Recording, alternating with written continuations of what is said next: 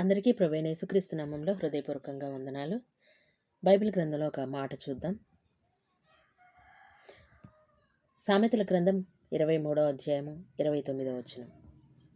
ఎవరికి శ్రమ, ఎవరికి దుఃఖము, ఎవరికి జగడములు, ఎవరికి చింత, ఎవరికి హేతువులేని గాయములు, ఎవరికి మందదృష్టి, ద్రాక్షరసముతో ప్రొద్దుపుచ్చు వారికే గదా, కలిపిన ద్రాక్షరసము రుచి చూడ చేరువారికే గదా. ఈ మాట భావం ఒకసారి ఆలోచించండి ప్రియులారా.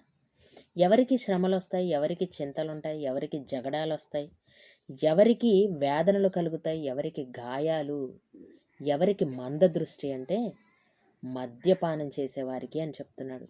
ఎవరైతే దాన్ని చేరి, దాన్ని ఆశ్రయించి, దాన్ని తీసుకొని అనవసరంగా కుటుంబాలు పాడు చేసుకుంటున్న వారు ఉన్నారు కదా, అట్టి వారికే అంటున్నాడు. అంటే మంచిగా ఉన్నవారికి శ్రమలు లేవా అంటే ఉన్నాయి. కానీ ఎక్కువగా చూడండి, త్రాగుబోతులు, ఇంకా రకరకాలుగా వ్యసనాలు అలవాటు పడిపోయిన వారి ఇంట్లోనే కదా శ్రమలు, గొడవలు, వేదనలు, బాధలు, గాయాలు, మందదృష్టి ఇవన్నీ కూడా ఉంటాయని వాక్యం చెప్పకనే చెబుతుంది. ద్రాక్షరసము వెక్కిరింతల పాలు చేస్తుంది, అంటే మద్యపానం వెక్కిరింతల పాలు చేస్తుంది, అపహాస్యం అయ్యేలా చేస్తుంది. ఆలోచించండి ప్రియ సహోదరి సహోదరుడా, ఈరోజు నువ్వు మద్యపానానికి గురయ్యావా?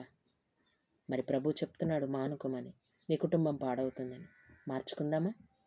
అందరికీ వందనాలు.